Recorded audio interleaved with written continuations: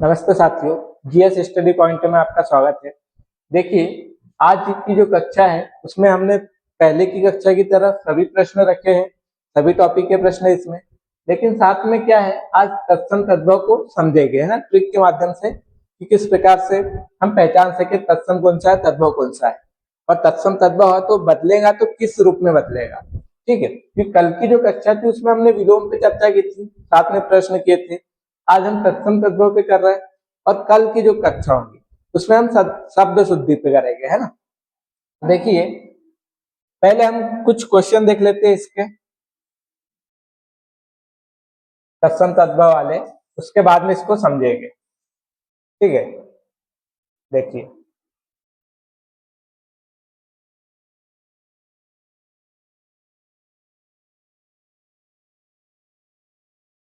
देखिए क्या प्रश्न है हमारे पास। तद्भव शब्द नहीं है।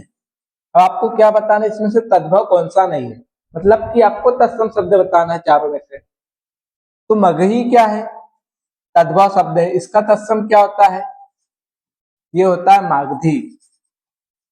ठीक है, ये हमारे पास तत्सम शब्द हो जाएगा।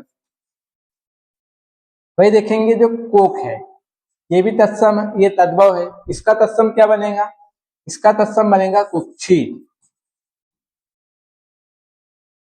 और ये हो जाएगा तत्सम शब्द। देखिए, जैसे ख है और एक छ है ना, दोनों का आपस में है। अगर ये शब्द तत्सम में है तो इसका हम तद्भव बनाएंगे तो छ किसमें बदलेगा, ख में बदलेगा। यही चीज मैं आपको आगे बताने वाला हूँ। युति का जो है यही आंसर हो जाएगा, ये क्या तत्सम शब्द है। ठीक है, ये तत्सम है, इसका जो तद्भव है वो होता है चोटी।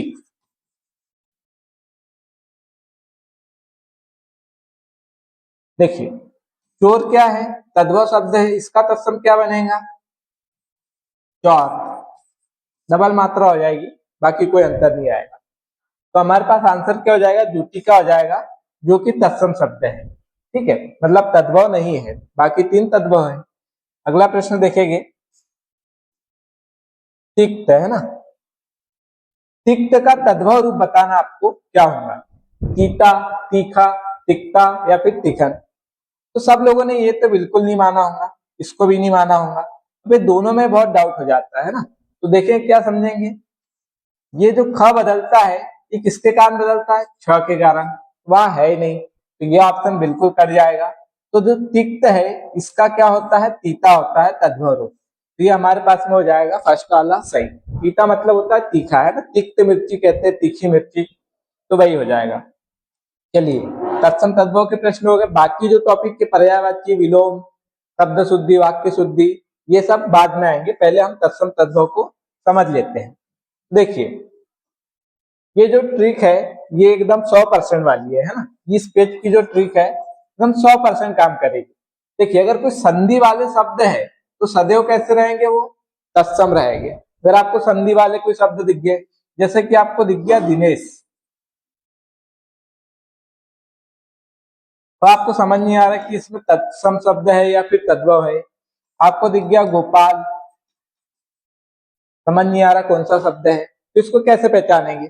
दिनेश किससे बना है, दिन और इस से बना है, इसमें क्या संधि है। जब संधि है तो शब्द क्या हो जाएगा, संधि वाला मतलब तत्सम शब्द हो जाएगा। गोपाल में देखेंगे इसमें कोई संधि नहीं है, लेकिन शब्द किससे बना है, ये बना है गो और पाल से। आपको इतना तो पता है कि गो जो है गाय को कहते हैं, गो कब किसमें कहते हैं, संस्कृत में कहा जाता है। वही गाय कब कहेंगे हम, गाय तद्भव में कहते हैं। तो आप इससे पहचान लोगे, क्योंकि देखिए दिनेश गोपाल एकदम नॉर्मल नाम लगते हैं, ऐसा लगता है कि तद्भव के होंगे, लेकिन हम इस तरीके से पहचान सकते हैं। अगर किसी भी शब्द में आपको संस्कृत के उपसर्ग दिख जाए, तो संस्कृत के कितने उपसर्ग है, 22 उपसर्ग है, अगर वो आपको दिख जाए तो वो क्या होंगे, हमेशा तत्सम शब्द होंगे। अगर विसर्ग लगा दिख जाए, जैसे कि प्रातः काल में विसर्ग है, तो विसर्ग आपको लगा दिखा मतलब कि क्या हो जाएगा, तत्सम शब्द हो जाएगा। हलंत वाले शब्द दिख जाए तो वो भी किस कौन से होंगे, तत्सम शब्द होंगे। री वाला शब्द दिख जाए तो वो भी क्या होगा, तत्सम होगा। पृथ्वी, है ना, री लगा हुआ दिखा इसमें, तो ये क्या है, 100% आपको ये ट्रिक काम करेगी। उसके बाद में देखेंगे, अगर चंद्र बिंदु दिख जाए आपको, है ना, चंद्र बिंदु, जैसे गांव, ये गांव है, तो ये क्या हो जाएगा, चंद्र बिंदु है मतलब 100% क्या हो जाएगा, तद्भव हो जाएगा। वही इसमें दो चीज आप ऐड कर लीजिए, ड़ और ड़, ये बिंदी वाले आपको अगर दिख गए दोनों वर्ण, तो ये भी क्या हो जाएंगे आपके पास में तद्भव शब्द हो जाएंगे। ठीक है, तत्सम के लिए इतने पॉइंट, तद्भव के लिए सिर्फ 2 पॉइंट आपको याद रखना है। चलिए अब तो आगे देखते हैं, जो अधिकतर हम बदलते किसमें उसको समझेंगे। ठीक है, उसके पहले मैं आपको एक ट्रिक बता देता हूँ, और एक ही शब्द में आप 2-3 चीज सीख सकते हैं। जैसे मैं आपको शिक्षा दे रहा हूँ, शिक्षा का क्या अर्थ होता है, सीख दे रहा हूँ। तो यहाँ मैंने लिख दिया शिक्षा, तो इसका क्या अर्थ हो जाएगा कि सीख दे रहा हूँ आपको। क्या सीख दे रहा हूँ कि जो वट का पेड़ होता है उसको हम क्या कहते हैं, बड़ कहते हैं।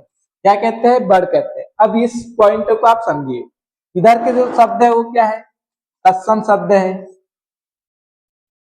ये क्या है, तत्सम शब्द है।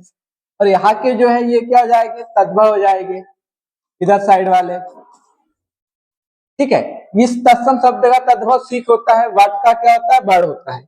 ये क्या है, तत्सम है, ये तद्भव, और इन्हीं के बदले हुए रूप ये है। अब देखिए, ये आपको स दिखे तो अधिकतर चांस क्या होंगे कि तत्सम होगा, और जब इसका आप चेंज करोगे तद्भव में, तो ये स किसमें बदलेगा आपका, ये सब, ये देखिए इधर साइड ये तत्सम में आएंगे, और जब आप तद्भव बनाओगे तो परिवर्तन किसमें होगा, ये समझना है। इस स का परिवर्तन किसमें होगा, इस समय, इसका परिवर्तन किसमें होगा, इसमें हो जाएगा। ठीक है भाई, ये तत्सम में आपको ये मिल जाएगा छ, है ना। इसका क्या परिवर्तन होगा, जब भी बदलेगा तत्व में तो ख में हो जाएगा। ठीक भाई, देखेंगे वह किसमें आएगा, आपका तत्सम में आ जाएगा, और जब ये बदलेगा तो किसमें बदलेगा, ब में बदलेगा, तद्भव में। त क्या है, तत्सम में मिलेगा अधिकतर, और जब वो बदलेगा तद्भव में तो ट किसमें बदलेगा, ड़ में बदलेगा। ठीक है, आगे मैं इसको और उदाहरण के साथ समझा दूंगा। ठीक, तो ये 4 अक्षर से आपको कितनी सीरी, देखिए ये 8 है ना, 8 शब्द जो वर्ण है उससे आप पहचान कर सकते हो। चलिए आगे चलते हैं। देखिए जैसा अभी मैंने आपको बताया कि ये जो किसमें बदलता है, पेन चेंज कर लेते हैं ना। देखिए ये जो छ है ये किसमें बदलेगा, हमेशा ख में बदलता है। ठीक है, जैसे रक्षा शब्द है, तो रक्षा जब हम इसका तद्भव बनाएंगे तो किसमें बदल गया, ये ख में बदल गया, ये बन गया राखी। पक्षी किसमें बदल गया, पाखी में। क्षमा किसमें बदल गया, क्षमा में। ये देखिए छ किसमें बदल रहा है, ख में बदल रहा है।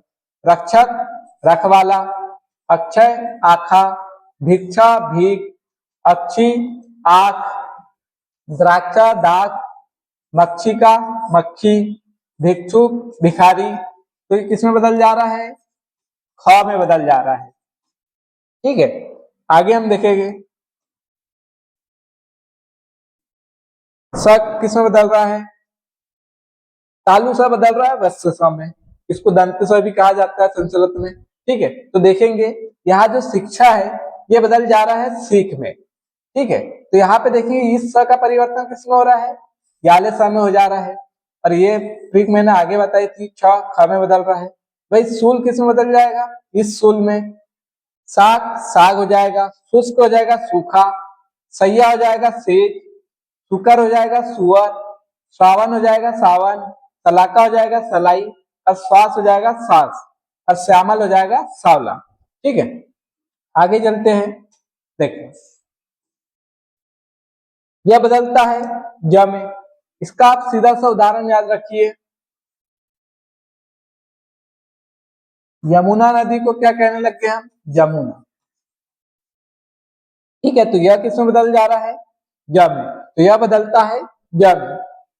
योगी शब्द बन जाता है जोगी, यज्ञ बन जाता है जग, यति जति, यात्रा यात्रा, यमुना यमुना, यश यश, योग योग, युवा जवान, यव यव, सैया सेज हो जाता है।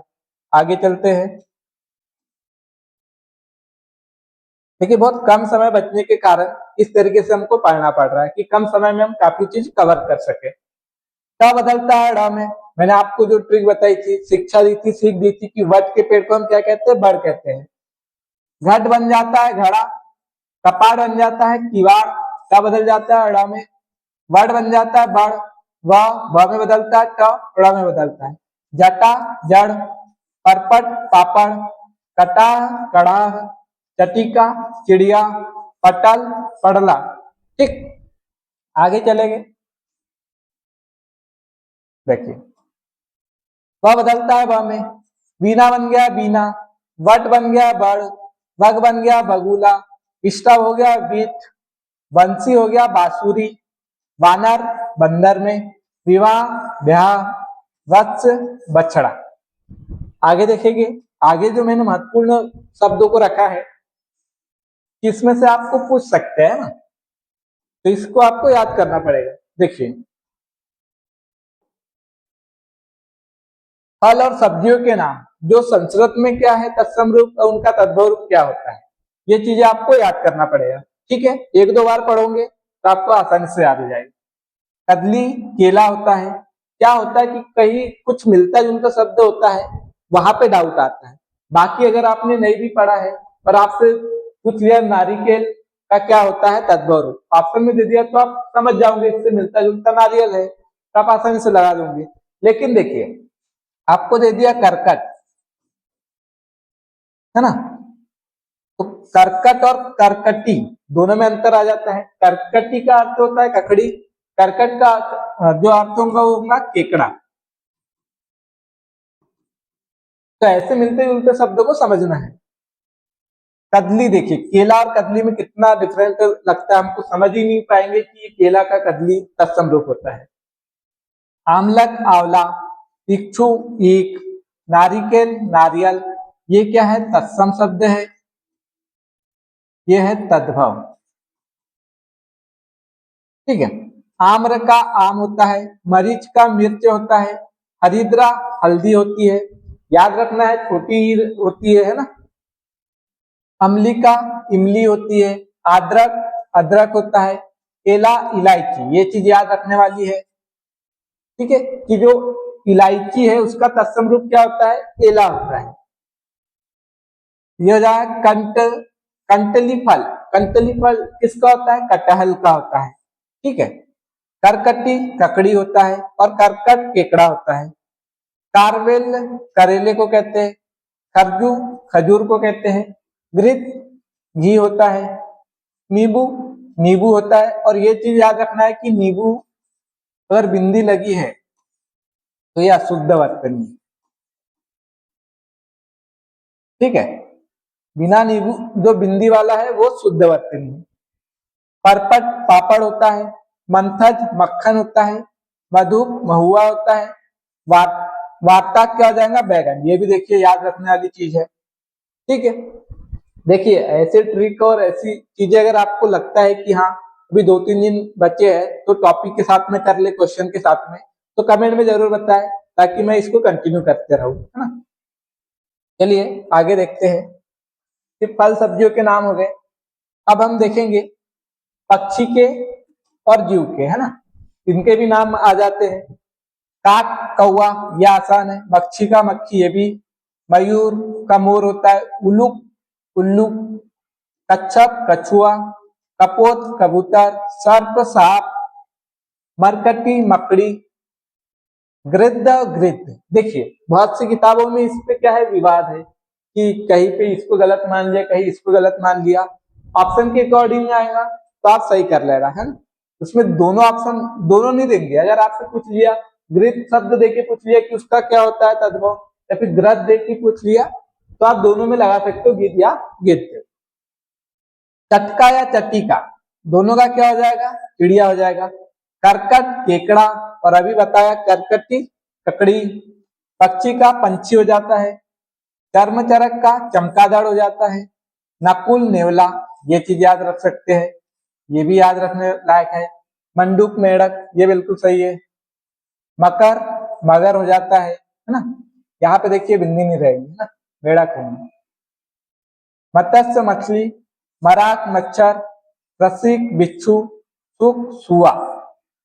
सुख का सुआ होता है जो हम कहते हैं तोते को, है ना। आगे चलेंगे, जानवर का देख लेंगे। देखिए घोटक घोड़ा, वत्स बछड़ा और बच्चा, है ना। दोनों के लिए आता है। अगर आपसे पूछे कि बच्चा का तद्भव क्या होगा, ये तत्सम क्या होगा, तो वत्स करना है, और बछड़े का भी तत्सम पूछेंगे तो वत्स करना है। दोनों के क्या होते हैं, वत्स होते हैं। उष्ट का ऊंट हो जाएगा, हस्ती का हाथी, वृषभ का बैल, बलिवद बैल, दोनों ही चलते हैं, है ना, बैल के लिए। ये चीज याद रखना है ना। तो आपने वृषभ याद कर लिया और बलिवद पूछ लिया और आप सोचेंगे तो वृषभ का होता है, तो आप गलत कर सकते हो। इसलिए याद रखना कि दोनों में पूछे तो दोनों के आंसर क्या होंगे, आपके बैल होंगे। वृक्ष का रीज हो जाएगा, केसरी का केहरी, गर्दभ का गधा, गो का गाय, चित्रक का चीता, ये हो जाएगा बरकर बकरा, भल्लूक भालू, महिष भैंसा, लोमसा, ये चीज याद रख सकते हैं, लोमड़ी, वानर का इजी है बंदर, व्याघ्र बाघ होता है, सस सुस्सा होता है, ठीक है, ये है खरगोश, है ना, उसको सस कहते हैं, उसको सुस्सा कहा जाता है। चलिए अब हम क्वेश्चन से करते हैं बाकी। उत्थान का विलोम है। अगर आपको कल शब्द शुद्धि के लिए ऐसे ही कुछ ट्रिक और जो महत्वपूर्ण शब्द चाहिए जिनके आपको शुद्ध रूप जानने में या पहचानने में दिक्कत होती है तो कमेंट में जरूर बताइए। चलिए, उत्थान का विलोम है अवरोह, अवरोह का क्या हो जाएगा, अवरोह का विलोम मुझे कमेंट में बताइए, यह आज का होमवर्क का, ठीक है। आप ऐसे कमेंट करते नहीं हो, कोई आंसर शायद आपको पता नहीं रहता इसलिए नहीं करते हो, या फिर जानबूझ के नहीं करते हो, पता नहीं, है ना। अपकार होगा क्या, नहीं होगा। पतन, उन्नति, तो उत्थान का विलोम क्या होता है, पतन होता है, तो थर्ड ऑप्शन हमारे पास में सही हो जाएगा। अगला प्रश्न देखेंगे, देखिए ध्वंस का विलोम क्या होगा, विनाश ध्वंस एक ही बात है, ध्वंस कर देना, किसी भी चीज को क्या कर देना, ध्वंस कर देना, मिटा देना, तो उसका विलोम क्या हो जाएगा, निर्माण हो जाएगा, तो सेकंड ऑप्शन सही हो जाएगा, विध्वंस वही बात हो जाती है। उत्कर्ष का विलोम अपकर्ष हो जाता है। अगला प्रश्न देखेंगे, देखिए पर्वत का पर्यायवाची नहीं पूछा है, तो पर्वत को अद्रि कहते हैं। नग, न मतलब नहीं, ग मतलब गमन, पर्वत गमन नहीं कर सकते इसलिए उसको नग कहा जाता है। भूधर, भूधर क्यों कहते हैं, उसने भूमि को धारण किया है, इस आधार पे कहा जाता है। बहुत से लोग क्या करते हैं इसकी व्याख्या कि पृथ्वी ने भूमि को धारण कर रखा है इसलिए उसको कहा जाता है। जब पृथ्वी ने करके रखा है तो पृथ्वी को कहेंगे भूधर, मतलब कि उसके लिए आना चाहिए।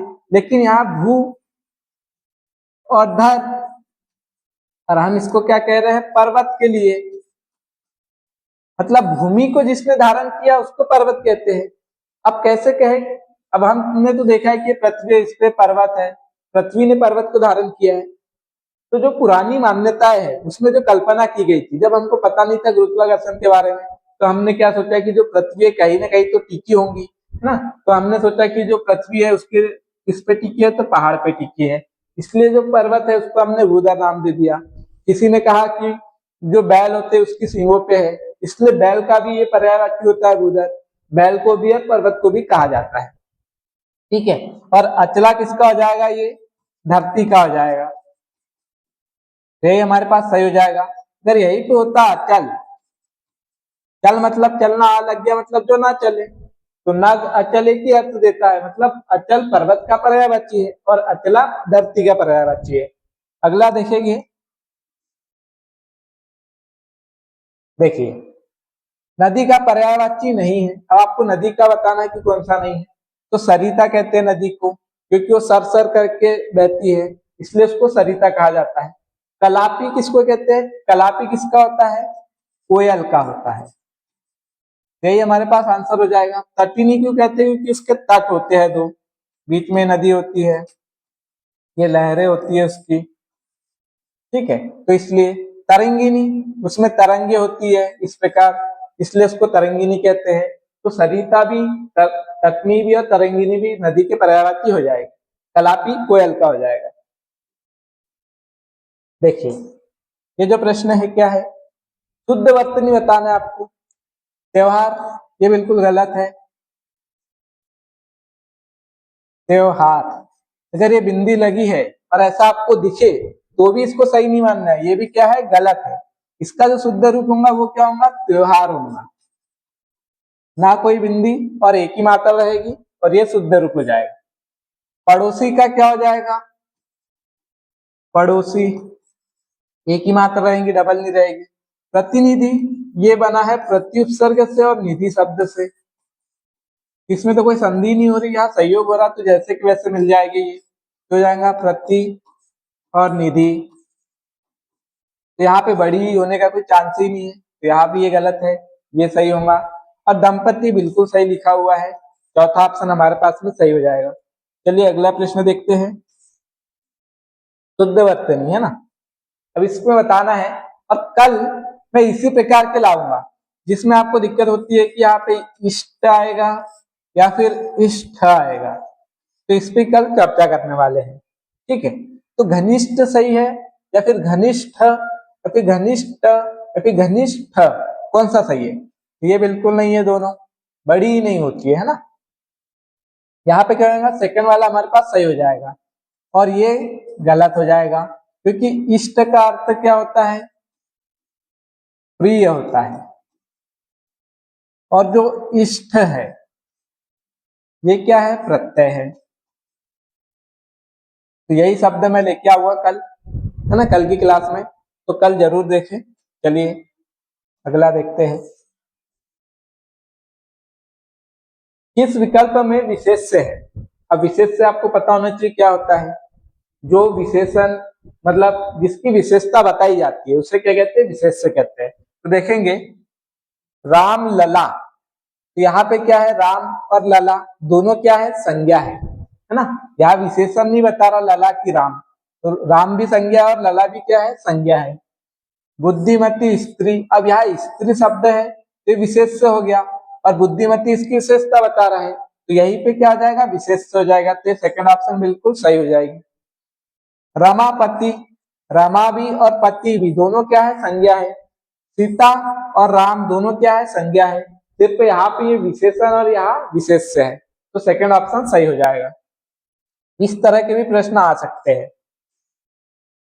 देखिए यह चांदी छोटी सी दिखती है, इसमें कौन सा विशेषण का भेद है, गुणवाचक, परिमाणवाचक, संख्यावाचक, सार्वनामिक? तो यह सार्वनामिक तो कहीं नहीं है ना। देखिए यह चांदी, तो यहाँ पे सर्वनाम है और ये चांदी का क्या कर रहा है, बता रहा है, तो यहाँ पे सार्वनामिक विशेषण भी है और छोटी सी दिखती है ना। तो देखिए यहाँ पे प्रश्न में क्या होना चाहिए था, क्या रेखांकित होना चाहिए था, ठीक है। चलिए इसको चेंज करता हूं मैं, है ना। ये जो रेखांकित पद है इसमें कौन सी जो विशेषण है, कौन सा भेद होगा, खोटी सी में। तो खोटी सी कोई संख्या बता रही, कोई सर्वनाम बता रहा है क्या, नहीं। कोई उसका परिमाण नाप वगैरह बता रहा, नहीं बता रहा। तो खोटी सी क्या कर रहा है, गुण बता रहा है कि भाई खोटी सी है, अच्छी है, सुंदर है, ये क्या कर रहा है, गुण बता रहा है। तो ये हो जाएगा हमारे पास में गुणवाचक विशेषण हो जाएगा, ठीक है। चलिए, जिसे कठिनाई से जाना जा सके, है ना, जिसे कठिनाई से जाना जा सके, दुर्गम, उसके लिए शब्द बताना आपको एक। अब जाना जा सके उसके लिए यह मतलब ज्ञानी होता है, और जानने वाले को कहते हैं ये, ठीक है। तो ये देखिए अब कठिनाई का जब यूज करते हैं, है ना, तो ये क्या करते हैं, दूर लगा के उसको कठिन करते हैं। जैसे कि आपने सुना होगा महाभारत में दो पात्र के नाम, एक क्या है, दुर्योधन है और एक दुशासन है। तो दोनों में क्या होता है, दूर उपसर्ग लगता है, ठीक है। जो कि दूर उपसर्ग से बदल जाता है, दूर हमें बदल जाएगा, या फिर उसको आप दुष के रूप में भी लिख सकते हैं। तो देखेंगे कि क्या होता है, दुशासन का अर्थ होता है जिसपे शासन करना कठिन हो, और दुर्योधन जिससे युद्ध करना कठिन हो।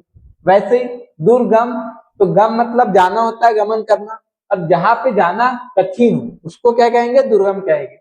दुर्जेय, ये मतलब जानना होता है, और जिससे जानना कठिन हो, मुश्किल हो, उसको क्या कहेंगे, दुर्जेय। यही हमारे पास आंसर हो जाएगा। दुर्दम्य का क्या अर्थ हो जाएगा, जिसका दमन करना कठिन हो उसके लिए हो जाएगा। दुर्बोध का क्या हो जाएगा, बोध मतलब समझ, जिसको समझना कठिन हो उसको दुर्बोध कहेंगे। ये हमारा सेकंड आंसर हो जाएगा। आगे चलेंगे। देखिए, जो सहन न कर पाता हो, मतलब किसी व्यक्ति की बात कर रहे हैं ना, तो उसको क्या कहेंगे? असहिष्णु, है ना। तो यही हमारे पास में पहला सही हो जाएगा। असह नहीं कहेंगे, असहनीय नहीं कहेंगे, असहाय नहीं कहेंगे। असहनीय किसको कहेंगे? जो सहन करने योग्य ना हो, है ना, जो सहन करने योग्य ना हो उसको असहनीय कहेंगे। अगला देखेंगे, या फिर जो सहन ना किया जा सके उसको असहनीय कहेंगे, और जो सहन ना कर पाता हो उसको कहेंगे असहिष्णु। अब देखेंगे, वह आम को खा रहा है, इसमें आपको कौन सा पद अशुद्ध लग रहा है ना। सर्वनाम सही है, या क्रिया में दिक्कत है, या वचन में? तो क्रिया में कोई दिक्कत नहीं है, वचन संबंधी कोई दिक्कत नहीं है। प्रश्न क्या है? वह आम को खाता है, को लगाने की आवश्यकता नहीं है, निर्जीव वस्तु है ना। वह चित्र को बनाता है, तो को नहीं, वह चित्र बनाता है। वह आम खाता है, वह आम खा रहा है, इस प्रकार से होना चाहिए। यहाँ कारक की आवश्यकता नहीं है, यही कारक संबंधी अशुद्धि है, तो सेकंड ऑप्शन सही हो जाएगा। चलिए, अंतिम प्रश्न है ये, इसमें हम देखेंगे अशुद्धि वाक्य है, मतलब अशुद्ध वाक्य बताना आपको, ठीक है। ठंड के दिनों में प्रातः काल के समय सर्दी बढ़ जाती है। अब तीनों में से कौन सा कहीं पे गलती दिख रही है क्या आपको? कोई त्रुटि नहीं है, अगर कोई त्रुटि नहीं है तो चौथा सही कीजिए। अगर इसमें कहीं त्रुटि दिख रही है तो उसको सही कीजिए, इसमें कहीं दिख रही तो इसको, या फिर इसमें। तो बताइए क्या होगा?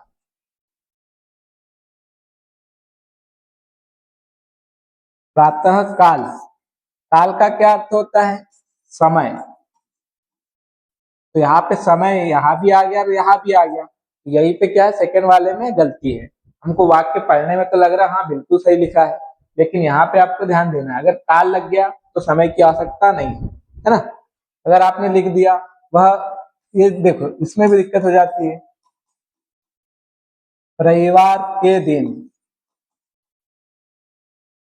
वार का अर्थ ही क्या होता है? दिन होता है। वह रविवार को आएगा, या फिर वह रवि के दिन आएगा, इस प्रकार से आप कह सकते हो।